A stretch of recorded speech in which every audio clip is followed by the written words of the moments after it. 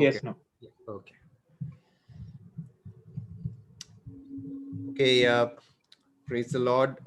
We'll be continuing what we were doing yesterday evening. നാം കഴിഞ്ഞ ദിവസം വൈകുന്നേരം പഠിച്ചതിന്റെ തുടർമാനമായിട്ട് ഇന്ന് പഠിക്കുവാനായിട്ട് ആഗ്രഹിക്കുന്നു. It's as we were saying, it's a very difficult and unprecedented time. വളരെ അപ്രതീക്ഷിതവും വളരെ പ്രയാസമേറിയതുമായ ഒരു കാലഘട്ടത്തിലൂടെയാണ് നാം എല്ലാവരും ഇപ്പോൾ പോകുന്നത്. Many of us who are alive now probably never knew a time when we personally, each of us know loved ones who are suffering and loved ones who have passed away. ജീവിച്ചിരിക്കുന്ന നമുക്ക് ആർക്കും തന്നെ ഇപ്പോൾ നമ്മുടെ പാസ്റ്റിൽ നമ്മുടെ ഓർമ്മയിൽ ഇങ്ങനെ ഒരു സാഹചര്യത്തിലൂടെ നാം കടന്നു പോയിട്ടില്ല. നമ്മളെ സ്നേഹിക്കുന്ന നമ്മുടെ അടുത്തുള്ള അനേകര് മരണത്തിന് അധീനപ്പെടുന്ന ഇങ്ങനെ ഒരു സാഹചര്യത്തിൽ നാം ഇതുവരെയായിട്ടും ആയിട്ടില്ല.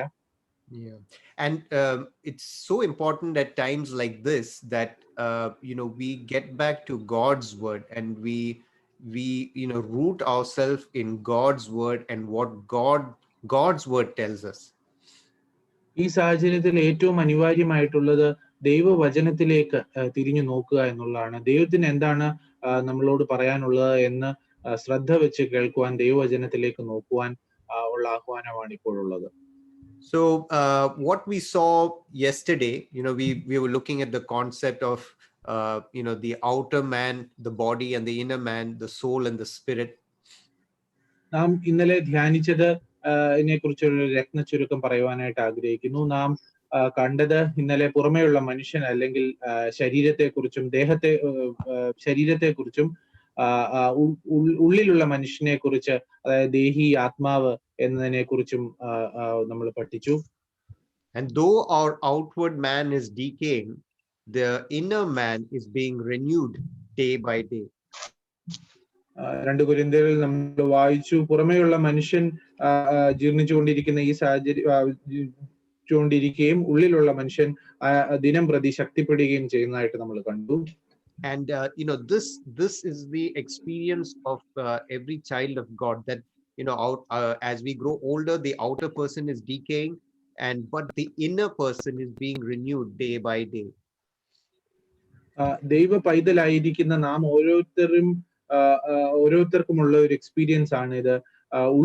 പുറമേയുള്ള മനുഷ്യൻ കാലക്രമേണ അത് ക്ഷയിച്ചുകൊണ്ടിരിക്കുകയും ഉള്ളിലുള്ള മനുഷ്യൻ ദിനം പ്രതി ശക്തിപ്പെടുകയും ചെയ്യുന്ന ഈ സാഹചര്യം.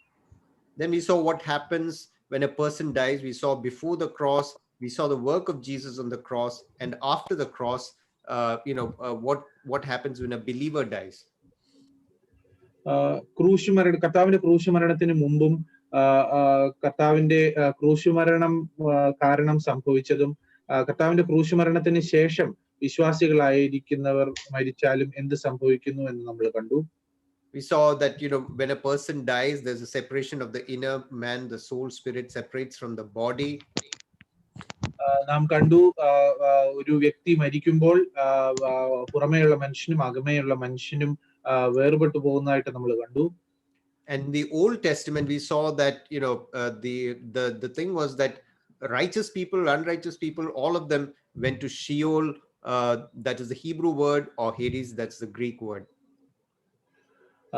നാം കണ്ടത് പഴയ നിയമകാലത്തിൽ ഉള്ള ആൾക്കാർക്ക് സംഭവിച്ചത്, അല്ലെങ്കിൽ ക്രിസ്തുവിന്റെ ക്രൂശുമരണത്തിന് മുമ്പ് ഉണ്ടായിരുന്ന കാലഘട്ടത്തിൽ മരിച്ച ആൾക്കാർക്ക് സംഭവിക്കുന്നത്, അത് നീതിമാന്മാരായിരുന്നാലും ദുഷ്ടന്മാരായിരുന്നാലും അവർ പാതാളത്തിലേക്ക് പോകുന്നു എന്ന് നമ്മൾ കണ്ടു. ഷിയോൾ എന്ന വാക്ക് ആണ് അവിടെ ഉപയോഗിക്കുന്ന. ഗ്രീക്ക് പദത്തില് ഹെയ്ഡീസ് എന്ന വാക്ക് യവന ഭാഷയിലും ഉപയോഗിക്കുന്നു.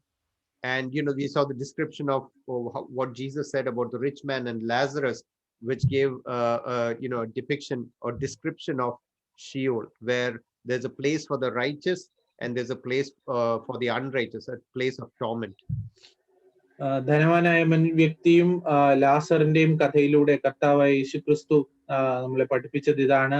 പാതാളത്തില് 2 തലങ്ങളുണ്ട്. ഒന്ന് അബ്രഹാമിന്റെ മടി, അബ്രഹാമിന്റെ അടുത്തുള്ള ആ അവസ്ഥ, അതിനെ അത് താഴെ പാതാളത്തിൽ വളരെയധികം യാതനകളും വേദനകളുമുള്ള ഒരു സ്ഥലവുമുണ്ട് എന്ന് നമ്മൾ കണ്ടു. Then we saw, why couldn't the Old Testament saints go into heaven? Why did they have to be in this place separated from God? എന്തുകൊണ്ടാണ് പഴയ നിയമത്തിലുള്ള വിശ്വാസികൾ, നീതിമാന്മാരായിട്ടുള്ളവർ സ്വർഗത്തിലേക്ക് പോകാഞ്ഞത് എന്ന് നമ്മൾ കണ്ടു. എന്തുകൊണ്ട് അവർ പാതാളത്തിൽ പോകണമായിരുന്നു എന്ന് നമ്മൾ കണ്ടു. And we saw yesterday from Hebrews 10 verses 1 to 3 how the law with its sacrifice was only a shadow of things to come, and that these sacrifices could not perfect the Old Testament saints. നാം എബ്രായർക്ക് എഴുതിയ ലേഖനം 10-ാം അധ്യായത്തിൽ കണ്ടതുപോലെ ന്യായപ്രമാണം വരുവാനുള്ള നന്മകളുടെ നിഴലാണ് എന്നും ഈ യാഗങ്ങളെല്ലാം അവിടെ അർപ്പിച്ചുകൊണ്ടിരുന്ന യാഗങ്ങളൊന്നും ആരെയും പൂർണ്ണരാക്കുന്നില്ല എന്നും നമ്മൾ കണ്ടു. And the imperfect soul or spirit cannot come into God's presence. അങ്ങനെ പൂർണ്ണരായിരിക്കാത്ത അല്ലെങ്കിൽ പൂർണ്ണരായിരിക്കാത്ത ആത്മാക്കൾക്കൊന്നും കർത്താവിന്റെ അതിമഹത്തായ സാന്നിധ്യത്തിലേക്ക് വരുവാനായിട്ട് സാധിക്കുകയില്ല എന്ന് നമ്മൾ കണ്ടു. And Danny took that verse Habakkuk 1:13 where it says that God is of purer eyes that he cannot look on evil. Habakkuk പ്രവചനം 1-ാം അധ്യായം അതിന്റെ 13-ാമത്തെ വാക്യത്തിൽ ഡാനി ഓർമ്മിപ്പിച്ചതുപോലെ കർത്താവിന്റെ കണ്ണ് വളരെ പരിശുദ്ധിയേറിയതാണ്, തനിക്ക് പാപത്തിലേക്ക് തെറ്റുകളിലേക്ക് നോക്കുവാനേ സാധിക്കുകയില്ല എന്ന് നമ്മൾ അവിടെ കണ്ടു. And so they had to be in transit till Jesus offered himself and perfected for all time those who are being sanctified. അതിനാൽ ഈ പഴയ നിയമത്തിലുള്ള നീതിമാന്മാരായിട്ടുള്ളവർക്ക് ആ ഒരു ഇടയ്ക്ക് ഉള്ള ആ സ്ഥലത്ത് നിൽക്കേണ്ടതിന്റെ ആവശ്യകതയുണ്ട് എന്ന് നമ്മൾ കണ്ടു. And then we saw how this finished work of Jesus on the cross has changed the picture. And for us as a New Testament believers, we face a totally different scenario after death. കർത്താവിന്റെ പൂർത്തി വരുത്തുന്ന ക്രൂശിലെ മരണം എന്ത് ചെയ്തു എന്ന് നമ്മൾ കണ്ടു. അതിനാൽ വിശ്വാസികളായിരിക്കുന്ന പുതിയ നിയമത്തിൽ ഉള്ള ഇപ്പോൾ ഉള്ളതുമായ വിശ്വാസികളായ നാം മരിക്കുമ്പോൾ എന്ത് സംഭവിക്കുന്നു എന്ന് നമ്മൾ കണ്ടു. And we saw that again, this is that same verse, we have been perfected. And so when Paul says for me to live is Christ and to die is gain. എബ്രായർ 10:14 നമ്മൾ വായിക്കുന്നത് പോലെ നാം എല്ലാവരും സദാകാലത്തേക്കും സൽഗുണ പൂർത്തി നമുക്ക് എല്ലാവർക്കും വരുത്തിയിരിക്കുന്നു എന്ന് വായിക്കുന്നു. പൗലോസും അതുപോലെ ഫിലിപ്പിയർക്ക് എഴുതിയ ലേഖനത്തിൽ പറയുന്നത് പോലെ എനിക്ക് ജീവിക്കുന്നത് ക്രിസ്തുവും മരിക്കുന്നത് ലാഭവും എന്ന് പൗലോസ് അവിടെ ഉദ്ധരിക്കുന്നു. He's saying, I have a desire to depart and be with the Lord, but now, I have God has given me some, work to do here to encourage, to strengthen you. But my desire is that, if I die, I'm going to be in the presence of the Lord Jesus. പൗലോസ് അവിടെ പറയുന്ന വിട്ടുപിരിഞ്ഞ ക്രിസ്തുവിനോട് കൂടെ ഇരിപ്പാൻ എനിക്ക് വളരെയധികം കാംക്ഷയുണ്ട് എന്നാണ് പറയുന്നത്. പക്ഷേ എനിക്ക് ഇവിടെ ഞാൻ ജഡത്തിൽ ജീവിക്കുമ്പോൾ എനിക്ക് ഒരു വേല തന്നിട്ടുണ്ട്, അത് ചെയ്യുവാൻ ഞാൻ ബാധ്യസ്ഥനാണ് എന്ന് പറയുന്നു. And we see that so when a believer dies, it's like you're absent from the body. When you die, your soul spirit is taken away from the body, but to be taken away from the body is to be at home with Christ. പിന്നെ നമ്മൾ കണ്ടത് വിശ്വാസികളായിരിക്കുന്ന നാം ഓരോരുത്തരും മരിക്കുമ്പോൾ ദേഹത്തിൽ നിന്ന് ദേഹിയും ആത്മാവും വേർപെട്ടിട്ട് ആ ദേഹിയും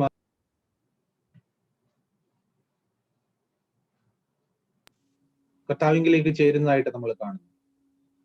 And we know Stephen, when he was dying, when he was being stoned, his last words of Lord Jesus, receive my spirit. Stephanos അവിടെ കൊല്ലപ്പെടുമ്പോൾ അപ്പോസ്തല പ്രവർത്തികൾ 7-ാം അധ്യായത്തില് കർത്താവേ എന്റെ ആത്മാവിനെ സ്വീകരിക്കണമേ എന്ന് സ്തേഫാനോസ് അവിടെ പ്രാർത്ഥിക്കുന്നുണ്ടല്ലോ. And we saw also that this is just the intermediate state and the best is yet to come. നാം പിന്നീട് കണ്ടത് ഇത് വീണ്ടും ഇടയ്ക്കുള്ള ഭാഗമാണ്, ഇതിലും മഹത്തായത്, ഇതിലും മനോഹരമായത് ഇനിയും വരുവാനിരിക്കുന്നേ ഉള്ളൂ എന്ന് നമ്മൾ കണ്ടു. And when Christ returns, we are going to have a new glorified body. കർത്താവ് യേശുക്രിസ്തു രണ്ടാമത് തിരികെ വരുമ്പോൾ നമുക്ക് ഓരോരുത്തർക്കും ഒരു പുതുക്കിയ മഹത്വീകരിക്കപ്പെട്ട ഒരു ശരീരം അല്ലെങ്കിൽ ഒരു ദേഹം ലഭിക്കും എന്ന് നമ്മൾ കണ്ടു. And we will be like him. First John says we will see him and we will be like him.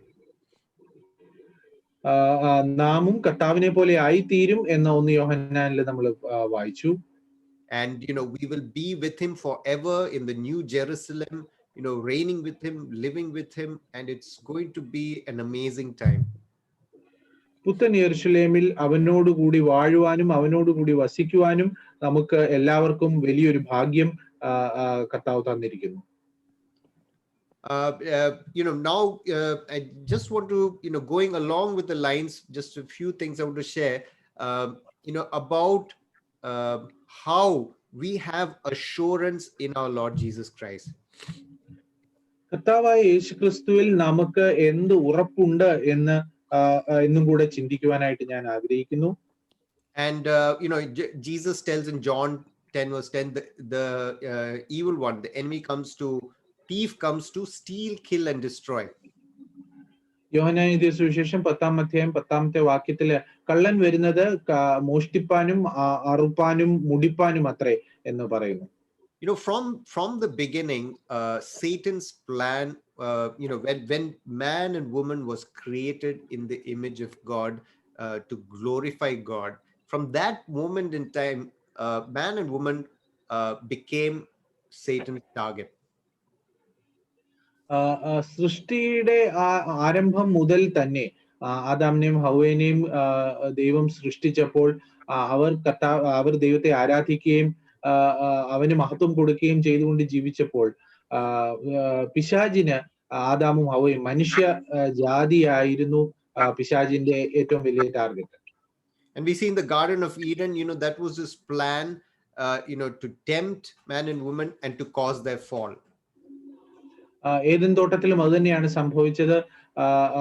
ആദാമിനെയും ഹവ്വയെയും പരീക്ഷിക്കുകയും അതിലൂടെ അവർ വീഴുകയും ചെയ്യുന്നതായിട്ട് നമ്മൾ കാണുന്നു.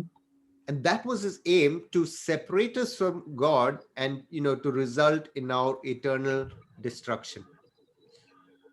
ദൈവത്തിൽ നിന്ന് നമ്മളെ ഓരോരുത്തരെയും മനുഷ്യകുലത്തെ വേർപെടുത്തുവാനും അതിൽ കൂടെ നിത്യ നരകത്തിലേക്ക് നമ്മളെ കൊണ്ടുപോകാനുമായിരുന്നു പിശാചിന്റെ തന്ത്രം.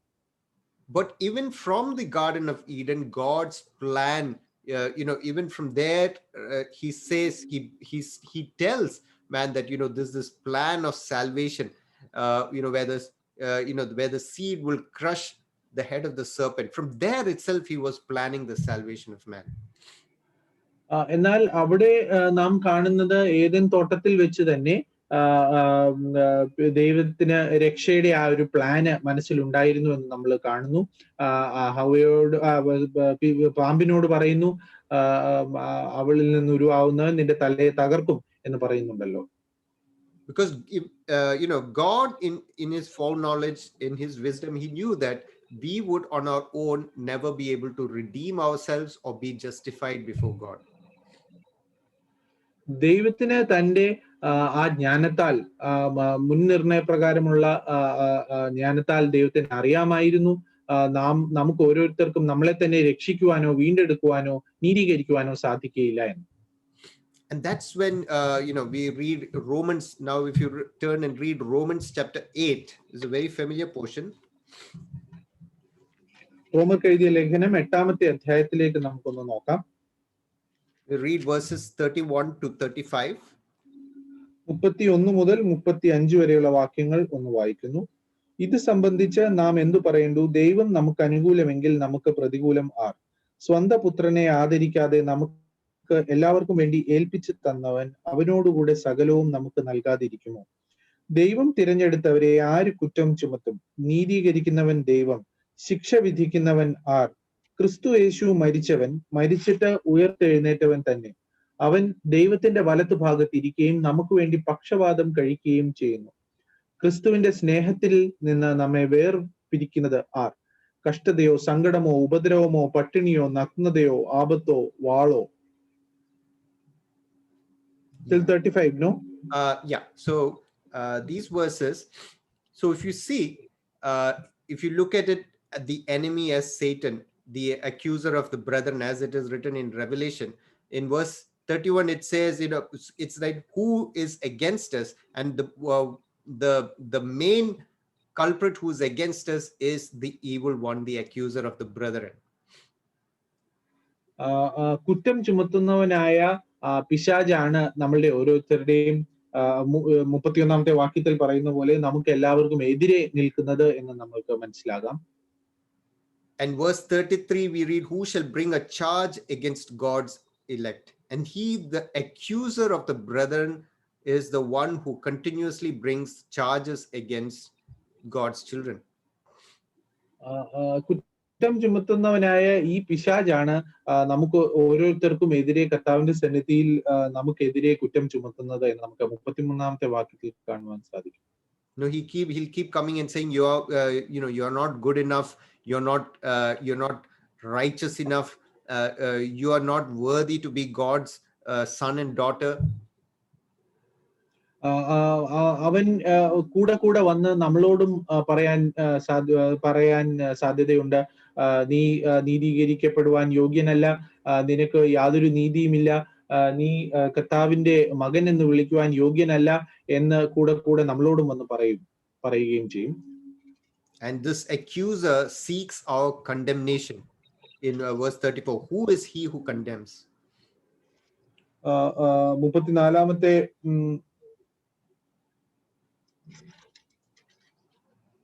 34-ാമത്തെ വാക്യത്തിൽ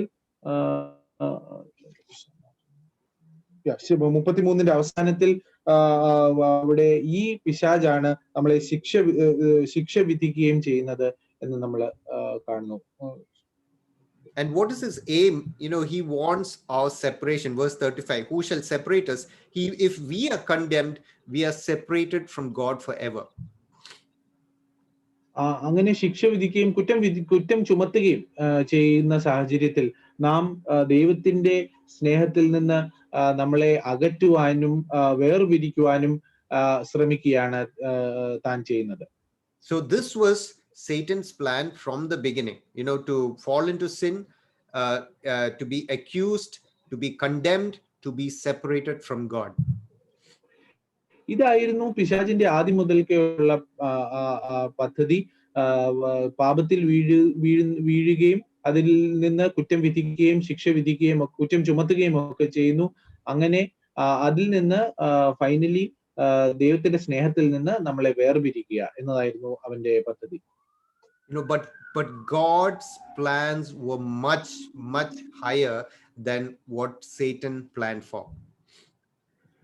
എന്നാൽ ദൈവത്തിന്റെ പദ്ധതി പിശാചിന്റെ പദ്ധതികളെക്കാൾ വളരെയധികം ഉയരെയാണ് എന്ന് നമ്മൾ കാണുന്നു. Satan is against us, but God is for us. പിശാച് നമുക്കെതിരെയാണ്, പക്ഷേ ദൈവം നമ്മോട് കൂടെ, നമുക്ക് അനുകൂലമാണ്. Verse 32 is the proof that he did not spare his own son but delivered him up for us all. 32-ാമത്തെ വാക്യത്തിൽ അതിനുള്ള പ്രൂഫ് നമ്മൾ കാണുന്നു. സ്വന്തം പുത്രനെ ആദരിക്കാതെ നമുക്ക് എല്ലാവർക്കും വേണ്ടി ഏൽപ്പിച്ച് തന്നവൻ എന്ന് നമ്മൾ അവിടെ വായിക്കുന്നു. And so now we can say that it does not matter who is against us because God is for us. അപ്പോൾ നമുക്ക് പറയുവാൻ സാധിക്കും, ദൈവം നമുക്ക് അനുകൂലമായതുകൊണ്ട് നമുക്കെതിരെ അല്ലെ പ്രതികൂലമായിട്ട് നിൽക്കുന്നത് ആരായിരുന്നാലും അത് പ്രശ്നമേ അല്ല എന്ന്. In verse 33, he brings charges against us, but it is God who justifies us. Verse 33.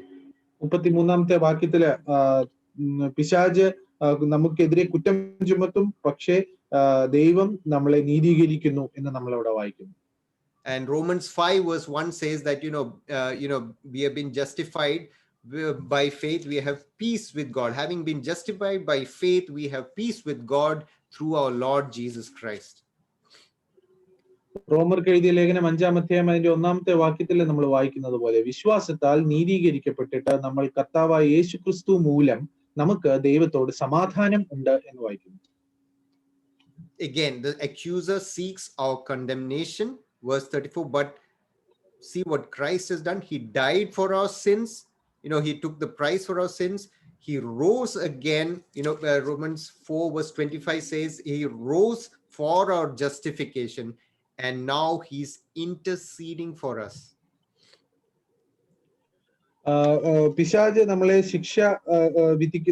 ശിക്ഷ ചുമത്തുകയും ഒക്കെ ചെയ്യുന്ന സാഹചര്യത്തിൽ 34-ാമത്തെ വാക്യത്തിൽ ക്രിസ്തു യേശു മരിച്ചവൻ മരിച്ചിട്ട് ഉയർത്തെഴുന്നേറ്റു, അവൻ ദൈവത്തിന്റെ വലതുഭാഗത്ത് ഇരിക്കുകയും നമുക്ക് വേണ്ടി പക്ഷവാദം കഴിക്കുകയും ചെയ്യുന്നു. റോമർക്ക് എഴുതിയ ലേഖനം 4-ാമത്തെ അധ്യായം 25-ാമത്തെ വാക്യത്തിൽ നാം ഇത് തന്നെയാണ് വായിക്കുന്നത്.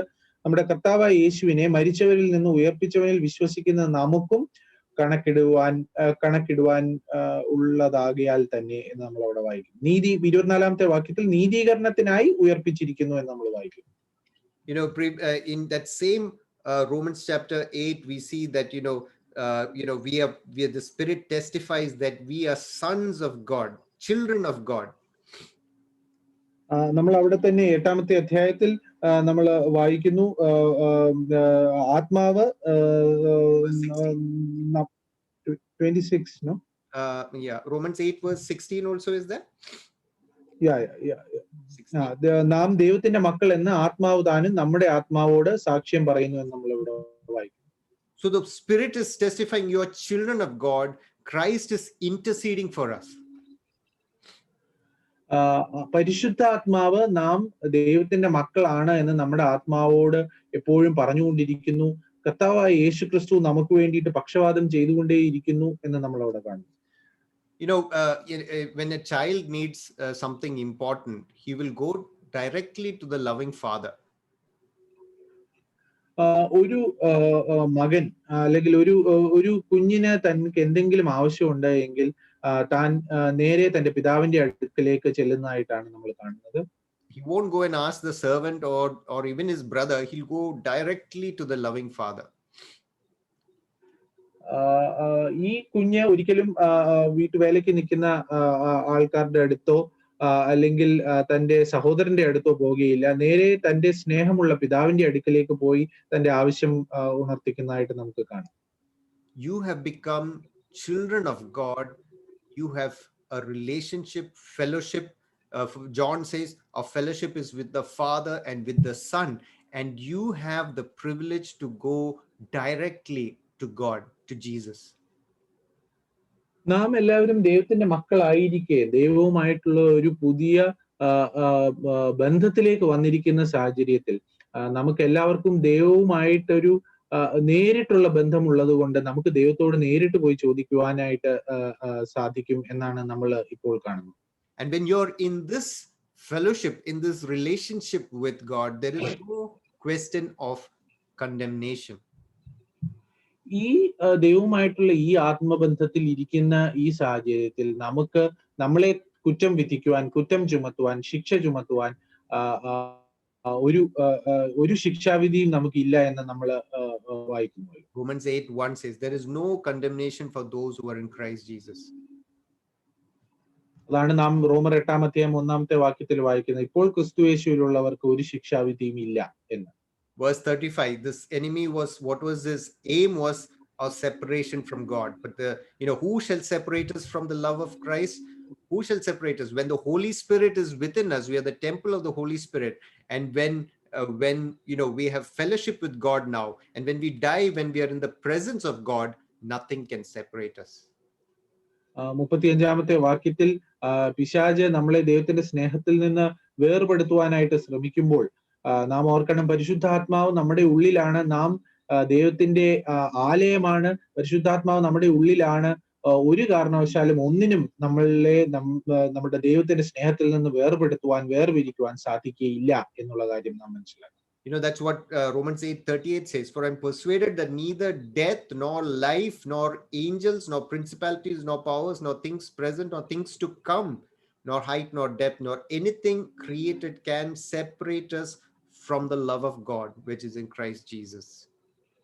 8-ാമത്തെ റോമർ 8:38-39 അത് തന്നെയാണ് പറയുന്നത്. മരണത്തിനോ ജീവനോ ദൂതന്മാർക്കോ വാഴ്ചകൾക്കോ അധികാരങ്ങൾക്കോ ഇപ്പോഴുള്ളതിനോ വരുവാനുള്ളതിനോ ഉയരത്തിനോ ആഴത്തിനോ മറ്റ് യാതൊരു സൃഷ്ടിക്കോ നമ്മുടെ കർത്താവായ യേശുക്രിസ്തുവിലുള്ള ദൈവസ്നേഹത്തിൽ നിന്ന് നമ്മെ വേർപിരിപ്പാൻ കഴിയുകയില്ല എന്ന് ഞാൻ ഉറച്ചിരിക്കുന്നു. Amen. Death, not even death can separate you from the love of God that is in Christ Jesus. മരണത്തിന് പോലും നമ്മളുടെ കർത്താവായ യേശുക്രിസ്തുവിന്റെ സ്നേഹത്തിൽ നിന്ന് വേർപെടുത്തുവാൻ സാധിക്കുകയില്ല പ്രിയമുള്ളവരെ. Now I want to just show you the Old Testament response versus the New Testament response to a similar situation. ഇതുപോലുള്ള ഒരു സാഹചര്യത്തിൽ പഴയ നിയമത്തിൽ എപ്രകാരമാണ് അതിനോട് പ്രതികരിച്ചതെന്നും പുതിയ നിയമത്തിൽ എപ്രകാരമാണ് അതിനോട് പ്രതികരിച്ചതെന്നും നോക്കുവാനായിട്ട് ആഗ്രഹിക്കുന്നു. Psalms 44:22. 44-ാം സങ്കീർത്തനം അതിന്റെ 22-ാമത്തെ വാക്യം വായിക്കുന്നു. 44-ാം സങ്കീർത്തനം 22-ാം വാക്യം. നിന്റെ നിമിത്തം ഞങ്ങളെ ദിവസം പ്രതി കൊല്ലുന്നു, അറുപ്പാനുള്ള ആടുകളെ പോലെ ഞങ്ങളെ എണ്ണുന്നു. Romans 8:36. റോമർക്ക് എഴുതിയ ലേഖനം 8-ാം അധ്യായം 36-ാമത്തെ വാക്യം. നിന്റെ നിമിത്തം ഞങ്ങളെ ഇടവിടാതെ കൊല്ലുന്നു, അറുക്കുവാനുള്ള ആടുകളെ പോലെ ഞങ്ങളെ എണ്ണുന്നു എന്ന് എഴുതിയിരിക്കുന്നുവല്ലോ. Same situation. ഒരേ സാഹചര്യമാണ് നാം ഇവിടെ കാണുന്നത്, രണ്ടിടത്തും കാണുന്നത്. The Old Testament response, awake, why do you sleep, O Lord? Arise, do not cast us off forever. 44:23. പഴയ നിയമത്തിൽ ഈ സാഹചര്യത്തോടുള്ള പ്രതികരണം ഇപ്രകാരമാണ്. 23-ാമത്തെ വാക്യത്തിൽ 44-23 നമ്മൾ കാണുന്നത്, കർത്താവെ ഉണരണമേ, നീ ഉറങ്ങുന്നത് എന്ത്, എഴുന്നേൽക്കണമേ, ഞങ്ങളെ എന്നേക്കും തള്ളിക്കളയരുതേ എന്ന് അവിടെ പ്രതികരിക്കുന്നു. You see, there was no confidence of what would happen next because they had not yet been perfected. അവിടെ അത് വായിക്കുമ്പോൾ നമുക്ക് മനസ്സിലാകുന്നത് ദൈവത്തിൽ യാതൊരുവിധ കോൺഫിഡൻസും അവർക്കുണ്ടായിരുന്നില്ല. കാരണം അവരാരും സൽഗുണപൂർത്തി വരുത്തപ്പെട്ടിരുന്നില്ല. അതുകൊണ്ട് New Testament response, in all these things we are more than conquerors through him who loved us. Nothing shall separate us from the love of God which is in Christ Jesus. പുതിയ നിയമത്തിൽ ഇതിനോടുള്ള പ്രതികരണം 37-ാമത്തെ വാക്യത്തിൽ നമ്മൾ കാണുന്നത്, നാമോ നമ്മെ സ്നേഹിച്ചവൻ മുഖാന്തരം ഇതിലൊക്കെയും പൂർണ്ണ ജയം പ്രാപിക്കുന്നു, ക്രിസ്തു യേശുവിലുള്ള ദൈവസ്നേഹത്തിൽ നിന്ന് നമ്മെ വേർപിരിപ്പാൻ കഴിയുകയില്ല എന്നുള്ള ഉറപ്പ്. What a blessed hope we have in Christ Jesus. എന്തൊരു വലിയ അനുഗ്രഹിക്കപ്പെട്ട പ്രത്യാശയാണ് നമുക്ക് കർത്താവായ യേശു ക്രിസ്തുവിൽ ഉള്ളത് പ്രിയമുള്ളവരെ. In times like these, we realize that what Christ beforehand has seen and has done for us. നമുക്ക് എന്തൊരു വലിയ പ്രിവിലേജ് ആണുള്ളത്, കർത്താവ് നമുക്ക് വേണ്ടിയിട്ട് മുന്നമേ കണ്ട് ചെയ്തിരിക്കുന്ന ഈ മഹത്തായ കാര്യം. And now, so many verses when Jesus says, we were talking about John the Baptist and about the people of the kingdom, New Testament believers. He says, even the least is greater than the greatest in the Old Testament prophets, because this is the privilege that we enjoy today. ഇതാണ് കർത്താവായ യേശു ക്രിസ്തു പറയുവാനായിട്ട് ഇടയായത്. യോനാൻ സ്നാപനെ കുറിച്ചും ബാക്കി പുതിയ നിയമത്തിലെ വിശ്വാസികളെ കുറിച്ചും ഒക്കെ പറഞ്ഞത്, അവിടെയുള്ള പുതിയ നിയമ വിശ്വാസികളായി നാം ഓരോരുത്തരും അതിൽ ഏറ്റവും ചെറിയവൻ പഴയ നിയമത്തിലെ ഏറ്റവും അതിമഹത്തായ പ്രവാചകന്മാരെക്കാളും വലിയതാണ് എന്ന് കർത്താവ് ഉദ്ധരിച്ചത് ഇതിനോടനുബന്ധിച്ചാണ്. And so we go to the next section. What happens after death to an unbeliever? Till now we were seeing a believer. Now, post New Testament, what happens to an unbeliever? തുടർന്ന് നമുക്ക് പുതിയ നിയമത്തിന് ശേഷം മരിക്കുന്ന അവിശ്വാസിയായ വ്യക്തിക്ക് എന്ത് സംഭവിക്കുന്നു എന്ന് നമുക്ക് കാണാം. So, after death, the body goes to the ground, and for an unbeliever, this is what Jesus said in John 8:24. Jesus told the people, tell, continue. Jesus tells the people, if you refuse to believe who I say that I am, you will die in your sins. നമ്മൾ നേരത്തെ കണ്ടതുപോലെ തന്നെ ഏതൊരു വ്യക്തിയും മരിക്കുമ്പോൾ ദേഹവും ദേഹി ആത്മാവും വേർപെടുകയും ദേഹം പൊടിയോട് ചേരുകയും ദേഹി ആത്മാവ് എന്ത് സംഭവിക്കുന്നു എന്നാണ് നമ്മൾ കാണുവാൻ പോകുന്നത്.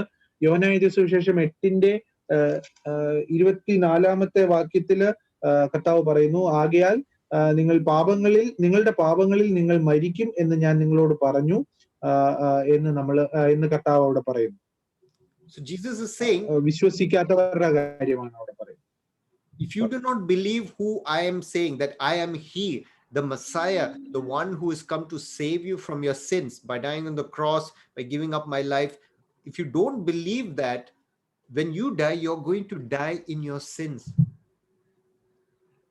വളരെ സ്പഷ്ടമായിട്ട് അവിടെ കർത്താവ് പറയുന്നത്, ഞാൻ നിങ്ങളുടെ പാപങ്ങൾക്ക് വേണ്ടിയിട്ട് മരിക്കുവാൻ വന്ന പാപങ്ങളുടെ പരിഹാരത്തിന് വേണ്ടിയിട്ട് മരിക്കുവാൻ വന്ന മശിഹായാണ് എന്ന് ഞാൻ പറയുന്നത് നിങ്ങൾ വിശ്വസിക്കുന്നില്ല എങ്കിൽ നിങ്ങളുടെ പാപങ്ങളിൽ നിങ്ങൾ മരിക്കും എന്നാണ് അവിടെ പറയുന്നത്. It's not that you're believing that Jesus is a miracle worker, or Jesus coming to give you a luxurious life here on earth and give you all your wishes. No, Jesus is saying, believing me as Savior. യേശു എന്ന് പറയുന്ന വ്യക്തി അത്ഭുതങ്ങൾ ചെയ്യുന്ന ഒരു വലിയ മനുഷ്യനായിട്ടോ അല്ലെങ്കിൽ നിങ്ങളെ അനുഗ്രഹിക്കുവാനായിട്ട് വന്ന ഒരു വ്യക്തിയായിട്ടോ കാണുന്നതിലല്ല, എന്നാലോ നമ്മളുടെ പാപങ്ങൾക്ക് വേണ്ടിയിട്ട് മരിക്കുവാൻ, നമ്മളെ രക്ഷിക്കുവാൻ വന്ന രക്ഷകനാണ് എന്ന് വിശ്വസിക്കുന്നതിലാണ് കാര്യം എന്നാണ് അവിടെ പറയുന്നത്. Sometimes we get these WhatsApp messages, that Jesus loves you, forward this to 1,000 people and you will receive lot of blessing. പലപ്പോഴും വാട്സാപ്പിലൊക്കെ നമ്മൾ ഇപ്രകാരം മെസ്സേജസ് ഒക്കെ നമുക്ക് ലഭിക്കും, കർത്താവ് നിന്നെ സ്നേഹിക്കുന്നു, യേശു നിന്നെ സ്നേഹിക്കുന്നു, ഇത് 1000 പേർക്ക് അയക്കുകയാണ് എങ്കിൽ നിനക്ക് അനുഗ്രഹങ്ങൾ ലഭിക്കും എന്നുള്ള മെസ്സേജുകളൊക്കെ നമ്മൾ കണ്ടിട്ടുണ്ട്. Jesus is saying, you are a sinner, you need to repent of your sins, you need to believe on me, that and be saved of your sins, that believe that Jesus has died for your sins, and make him Lord of your lives, believe he's risen. That is what Jesus is asking the people to believe. കർത്താവ് മനുഷ്യനിൽ നിന്ന് ആഗ്രഹിക്കുന്ന അല്ലെങ്കിൽ ഉദ്ദേശിക്കുന്ന കാര്യം ഇതാണ്, ഞാനൊരു പാപിയാണ്, എനിക്ക് അതിൽ നിന്ന് വിടുതൽ വേണം എങ്കിൽ ഞാൻ അനുതപിച്ച് ദൈവസന്നിധിയിലേക്ക് വരികയും കർത്താവ് എനിക്ക് എന്റെ പാപങ്ങൾക്ക് പരിഹാരമായിട്ട് കുരിശിൽ ഒരിക്കലായി മരിച്ചു എന്ന് വിശ്വസിക്കുകയും ചെയ്യുന്നതാണ് കർത്താവ് മനുഷ്യനിൽ നിന്ന് പ്രതീക്ഷിക്കുന്നത്.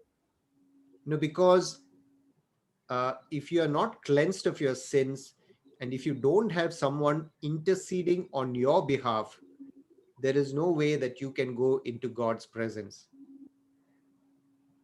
നമ്മളുടെ പാപങ്ങളിൽ നിന്ന് നാം കഴുകപ്പെടുന്നില്ല എങ്കിൽ, നമുക്ക് വേണ്ടി പക്ഷവാദം കഴിക്കുവാൻ ആരുമില്ല എങ്കിൽ ഒരു കാരണവശാലും ദൈവസന്നിധിയിലേക്ക് ചെല്ലുവാൻ നമ്മളുടെ പാപങ്ങളും വെച്ചുകൊണ്ട് നമുക്ക് ചെല്ലുവാൻ സാധിക്കില്ല.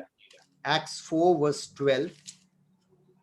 അപ്പോസ്തല പ്രവർത്തികൾ 4-ാം അധ്യായം അതിന്റെ 12-ാമത്തെ വാക്യത്തിൽ ഇപ്രകാരം നമ്മൾ വായിക്കുന്നു.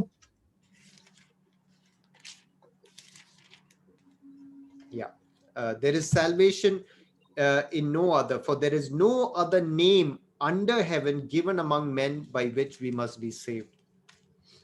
മറ്റൊരുത്തനിലും രക്ഷയില്ല, നാം രക്ഷിക്കപ്പെടുവാൻ ആകാശത്തിൻ കീഴിൽ മനുഷ്യരുടെ ഇടയിൽ നൽകപ്പെട്ട വേറൊരു നാമവും ഇല്ല. That is the hard truth, but that is the truth. ഇതാണ് യഥാർത്ഥമായ സത്യം എന്നുള്ള കാര്യം നാം മനസ്സിലാക്കണം. And so the unbeliever will go into Sheol or Hades, which is still there and which still holds the unrighteous people. മരിക്കുന്ന നീതിമാനായിട്ട് അവിശ്വാസിയായ വ്യക്തി പാതാളത്തിലേക്ക് പോകുമെന്നാണ് നമ്മൾ മനസ്സിലാക്കുന്നത്. ഇപ്പോഴും പാതാളമുണ്ട്, ആ പാതാളത്തിലേക്കാണ് ഈ അവിശ്വാസിയായ വ്യക്തി പോകുന്നത് എന്ന് നമ്മൾ കാണുന്നു. And in Revelation we read that in the great white throne judgment, Revelation 20, that Hades will give up the dead, and they will stand before the Lord in the great white throne judgment. വെളിപ്പാട് പുസ്തകം 20-ാം അധ്യായത്തിന്റെ 11 മുതലുള്ള വാക്യങ്ങളിൽ നമ്മൾ കാണുന്ന പോലെ വെള്ളസിംഹാസനത്തിന് മുൻപേ ഉള്ള ആ ന്യായവിധിയുടെ സമയത്ത് പാതാളവും മരിച്ചവരെ എല്ലാവരെയും പാതാളവും തങ്ങളിലുള്ള മരിച്ചവരെ ഏൽപ്പിച്ചു കൊടുക്കുന്നു എന്ന് നമ്മൾ കാണും. And it's a sad end where they'll be thrown into the lake of fire. അവിടെ നമ്മൾ തുടർന്ന് കാണുന്നത് ആ മരിച്ചവരെ എല്ലാവരെയും തീപ്പൊയ്കയിലേക്ക് തള്ളിയിടുന്നു എന്ന് നമ്മൾ കാണും. And so you have a lot of things on the right. You have these things, posters in this season saying get vaccinated to save lives. നാം ഇപ്പോൾ വളരെയധികം കാണുന്ന പോസ്റ്ററുകളിൽ ഒന്നാണിത്. വാക്സിൻ എടുക്കുക, ജീവിതങ്ങളെ രക്ഷിക്കുക, രക്ഷപ്പെടുത്തുക എന്ന് നമ്മൾ കാണുന്നു.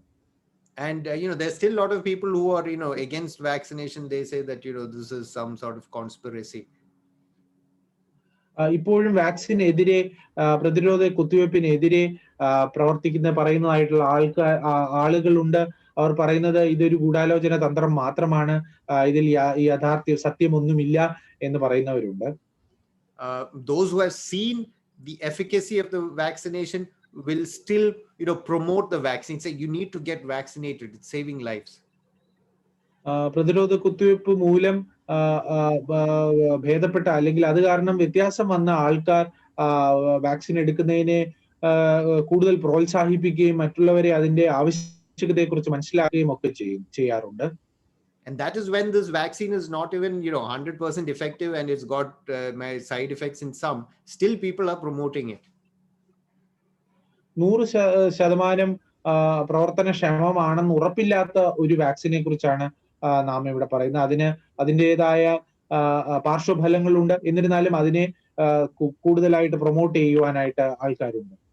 How much more when we know that when you believe on the Lord Jesus Christ, that salvation is 100% effective. How much more we need to be telling it out. എത്രത്തോളം 100% സത്യമായിരിക്കുന്ന കർത്താവിലുള്ള ഈ രക്ഷ നാം മറ്റുള്ളവരോട് പറയണം എന്ന് നാം ചിന്തിക്കണം. Because we see the hope of a believer that that everyone has fallen into sin, fallen short of God's standards. We cannot reach on our own standards, and when we were still helpless, Christ died for us. നാം എല്ലാവരും അറിഞ്ഞിരിക്കേണ്ട കാര്യമാണ്, നാം എല്ലാവരും തെറ്റ് ചെയ്യുകയും ദൈവത്തിന്റെ മഹത്വത്തിൽ നിന്ന് താഴുകയും ചെയ്ത വ്യക്തികളാണ്. നമ്മളെ തന്നെ രക്ഷിക്കുവാനോ ദൈവസന്നിധിയിലേക്ക് നമുക്ക് നിൽക്കുവാനോ യാതൊരു യോഗ്യതയുമില്ല. നാം ബലഹീനരായിരിക്കുമ്പോൾ തന്നെ ക്രിസ്തു നമുക്ക് വേണ്ടി മരിച്ച് നമ്മൾക്ക് ആ ഒരു പാപ പരിഹാരമായി തീർന്നു എന്നുള്ള സത്യം നാം ഓർക്കുമല്ലോ. And the important thing we believe is that that when Christ died, that our old self also has been crucified and we have risen to this newness of life in the spirit. കർത്താവ് കുരിശിൽ നമുക്ക് വേണ്ടി മരിച്ചപ്പോൾ നമ്മളുടെ പഴയ മനുഷ്യനും ക്രിസ്തുവിനോടൊപ്പം മരിക്കുകയും നമുക്ക് ഒരു പുതുമയിലേക്ക് നമ്മൾ ജനിക്കുകയും വീണ്ടും ജനിക്കുകയും ചെയ്തതായിട്ടാണ് നമ്മൾ കാണുന്നത്. And now there is no condemnation for those who are in Christ Jesus. അതുകൊണ്ട് ഇപ്പോൾ ക്രിസ്തു യേശുവിലുള്ളവർക്ക് ഒരു ശിക്ഷാവിധിയും ഇല്ല എന്ന് നമ്മൾ കാണുന്നുവല്ലോ. And so for a believer, death is only a transition from this earth into God's presence. അപ്പോൾ മരണം എന്ന് പറയുന്നത് ഒരു വിശ്വാസിക്ക് ഒരു ഇടക്കാല സ്ഥലം മാത്രമാണ്. കർത്താവിന്റെ സന്നിധിയിലേക്ക് പോകുന്നതിന് മുമ്പുള്ള ഇടക്കാല ഇത് മാത്രമാണ്. And so when he returns to earth, those who believe will get a glorified body like him. കർത്താവ് തിരികെ വരുമ്പോൾ കർത്താവിൽ നിദ്ര പ്രാപിച്ച് മരിച്ചവരായ അവർക്കെല്ലാം പുതുക്കിയ ഒരു ശരീരം ലഭിക്കും എന്ന് നമ്മൾ കാണുന്നു. So in light of what we have heard yesterday and today, ഇന്നലെയും ഇന്നും കൊണ്ട് നമ്മൾ കേട്ട കാര്യങ്ങൾ നാം ഓർത്തുകൊണ്ട് Paul tells Thessalonians, don't be ignorant about those who have died and do not grieve like the world. ഒന്ന് തെസ്സലോനിക്കറിൽ പൗലോസ് പറയുന്നത് പോലെ 4:13 പൗലോസ് പറയുന്നത് പോലെ, സഹോദരന്മാരെ, നിങ്ങൾ പ്രത്യാശയില്ലാത്ത മറ്റുള്ളവരെ പോലെ ദുഃഖിക്കാതിരിക്കേണ്ടതിന് നിദ്ര കൊള്ളുന്നവരെ കുറിച്ച് അറിവില്ലാതിരിക്കരുത് എന്ന് ഞങ്ങൾ ആഗ്രഹിക്കുന്നു. So, so the grief is not about, where has that person gone or where has this believer gone, what has happened to him. That there is no grief concerning that. We are rejoicing for that person because he is with the Lord. ദുഃഖം എന്ന് പറയുന്നത് ആ വ്യക്തി എവിടെ പോയി, എങ്ങോട്ട് പോയി എന്നുള്ള കാര്യത്തിലല്ല. കാരണം നമുക്ക് ഉറപ്പാണ്, വിശ്വാസിയായിരിക്കുന്ന ഓരോ വ്യക്തിയും മരണത്തിന് ശേഷം കർത്താവിന്റെ സന്നിധിയിലാണ് എന്നുള്ളത്. Because what does the world do? The world is grieving because they say that we don't know what has happened to this person's soul, and they're busy doing, ceremonies and functions so that that soul gets peace. But Paul is saying, don't be ignorant about these things. ലോകം പറയുന്നത് ഈ വ്യക്തിയുടെ ആത്മാവ് എങ്ങോട്ടാണ് പോയത് എന്ന് എനിക്കറിയത്തില്ല, അതുകൊണ്ട് ആ ആത്മാവിന്റെ സമാധാനത്തിന് വേണ്ടിയിട്ട് ചെയ്യുവാനുള്ള ക്രിയകളെല്ലാം ഞാൻ ഈ ലോകത്തിൽ ചെയ്യണം എന്ന് ലോകം പറയുമ്പോൾ, പൗലോസ് വേദപുസ്തകത്തിലൂടെ നമ്മളെ ഓർമ്മിപ്പിക്കുന്നത് ഈ വിശ്വാസിയായിരിക്കുന്ന ഒരു വ്യക്തിയുടെ ആത്മാവ് എവിടെ പോയി എന്നുള്ളത് യാതൊരു സംശയവും വേണ്ട എന്നാണ്. But there can be grief because of missing that person, or facing difficulty because of that person not being there. എന്നാൽ ആ വ്യക്തി നമ്മളോട് കൂടെ ഇല്ല എന്നുള്ളത് കൊണ്ടും ആ ഒരു കാരണം കൊണ്ട് നമ്മൾ ദുഃഖിക്കുവാനായിട്ടിടയുണ്ട്. But we encourage one another, knowing that we are going to soon be together again in the presence of the Lord. ഈ വചനങ്ങളെ കൊണ്ട് അന്യോന്യം ആശ്വസിപ്പിച്ചു കൊള്ളുവീൻ എന്ന് നമ്മൾ വായിക്കുന്നുവല്ലോ. അതിനാൽ ഇതിന് ശേഷം വളരെ പെട്ടെന്ന് തന്നെ നാമും അവരെ കാണും എന്നുള്ള പ്രത്യാശയോടുകൂടി തന്നെ. Sometimes I imagine what a beautiful time it will be when you're all together, sinless people in perfect glorified bodies with Jesus, and there you have all, you have Apostle Paul, you'll see John, you see Abraham. I say, what a wonderful, fantastic time that will be. ഞാൻ പലപ്പോഴും ഇങ്ങനെ ചിന്തിക്കാറുണ്ട്, പാപമില്ലാത്ത വളരെ മഹത്വീകരിക്കപ്പെട്ട ഈ ശരീരത്തോടു കൂടി നാം അവിടെ ചെല്ലുമ്പോൾ അവിടെ അവരുടെ മറ്റുള്ളവരുടെ മരിച്ചവരുടെ കൂടെയൊക്കെ നാം ആയിരിക്കുമ്പോൾ അവിടെ എബ്രഹാമും മോശയും പൗലോസും എല്ലാം നമ്മളോടൊപ്പം ഉണ്ട് എന്നുള്ള എത്ര മനോഹരമായി അത് ഞാൻ ഈ അടുത്തിടയ്ക്ക് ചിന്തിക്കുവാനായിട്ട് ഇടയായി. And so the other thing is, understanding the importance of the gospel for those who are yet to believe. അതുപോലെ തന്നെ കർത്താവിന്റെ സുവിശേഷം മറ്റുള്ളവരോട് പറയേണ്ടതിന്റെ ആവശ്യകതയും നമുക്ക് ഇവിടെ കാണുവാനായിട്ട് സാധിക്കും. Because if there is no other name by which people can be saved, then this message needs to go out.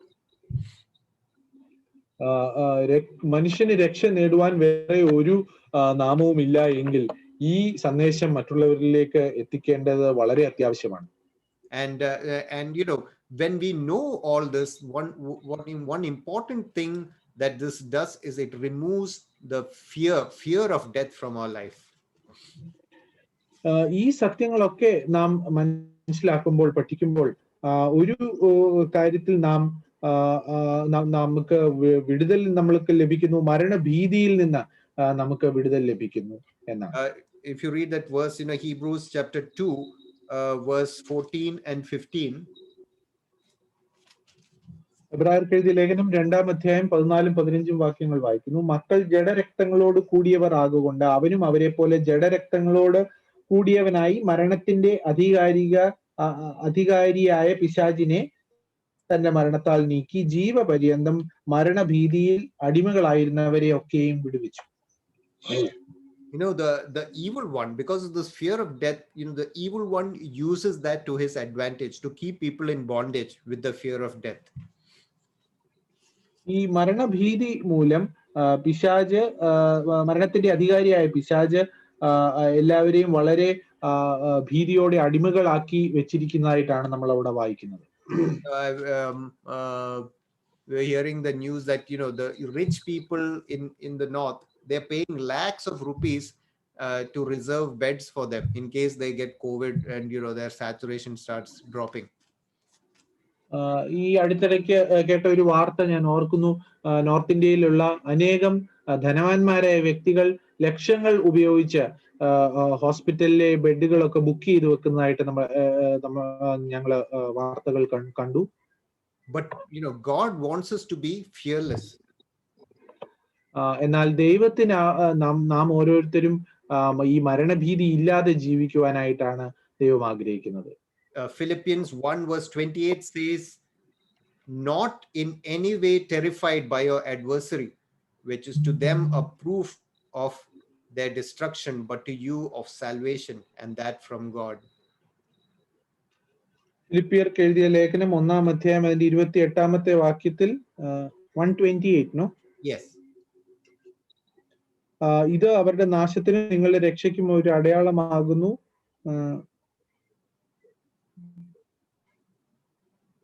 Yeah.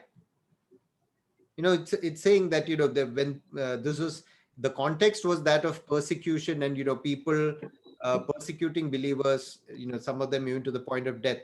But Paul is saying don't be terrified by your adversaries, and when they see that, they will start to realize, oh, these people are not scared of death. They'll start to realize their own eternal destruction when they see the eternal hope that is there in you.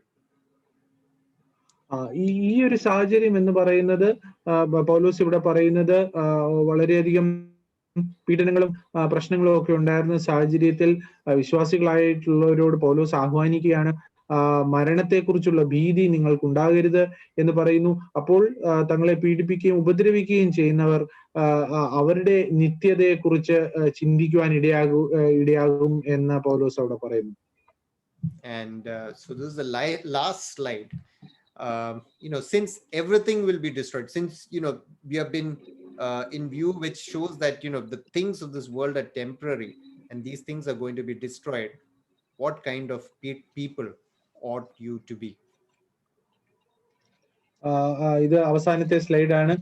2 പത്രോസ് 3:11 പറയുന്നത് പോലെ ഇവയൊക്കെയും അഴിവാനുള്ളതായിരിക്കാൽ എന്ന് ചോദിക്കുന്നത് നാം എപ്രകാരമുള്ള വ്യക്തികളായിട്ട് മനുഷ്യരായിട്ട് ജീവിക്കണം എന്നുള്ളത് ആണ് നമ്മൾക്ക് മുമ്പെയുള്ള ഈ ചോദ്യം. How our lives ought to be with holiness and godliness. നമ്മളുടെ ജീവിതം എപ്രകാരമാണോ വിശുദ്ധിയും ദൈവത്തോടുള്ള ബന്ധത്തിലും നിറഞ്ഞിരിക്കേണ്ടത് എന്ന് നമുക്ക് തന്നെ ചിന്തിക്കാം. Now there is no condemnation for those who are in Christ, but we will all have to stand before God and give an account of our lives. ദൈവത്തിന്റെ ഇപ്പോൾ ക്രിസ്തുയേശുവിലുള്ളവർക്ക് ഒരു ശിക്ഷാവിധിയും ഇല്ല എന്ന് പറയുമ്പോൾ തന്നെ നാം ദൈവത്തിന്റെ സന്നിധിയിൽ നിന്ന് കണക്ക് കൊടുക്കേണ്ട ഒരു ദിവസമുണ്ട് എന്നുള്ള കാര്യം നമുക്ക് ഓർക്കാം. Will we be ashamed when we stand before him? ദൈവസന്നിധിയിൽ നിൽക്കുമ്പോൾ നാം നാണം കെട്ട് നിൽക്കുന്നവരെ പോലെ ആയിരിക്കുമോ എന്ന് നമുക്ക് ചിന്തിക്കാം.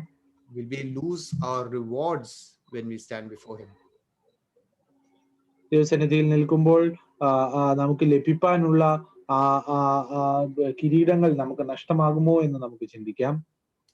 So so through all this, all that is happening, again that line, why have believers died and why are we left behind? So the question is not why believers have been taken away. The question is, why are you kept behind? Brother ഷാലുട്ടീനെ ഞാൻ പറഞ്ഞതുപോലെ നമ്മളോട് തന്നെ ചോദിക്കേണ്ട ചോദ്യം ഇതാണ്, വിശ്വാസികൾ എന്തുകൊണ്ട് എടുക്കപ്പെടുന്നു, മരണത്തിന് കീഴ്പ്പെടുന്നു എന്നുള്ളതല്ല, എന്തിനാണ് എന്നെ ഈ ലോകത്തിൽ ഇപ്പോഴും വെച്ചിരിക്കുന്നത് എന്നതാണ് നമ്മളോട് തന്നെ ചോദിക്കേണ്ട ചോദ്യം. So may the Lord help us all to be faithful to his purposes in our lives. ദൈവത്തിന്റെ പദ്ധതികൾക്ക് വേണ്ടിയിട്ട് നാം എല്ലാവരും വിശ്വസ്തരായിരിക്കാൻ ദൈവം നമ്മളെ സഹായിക്കുമാറാകട്ടെ.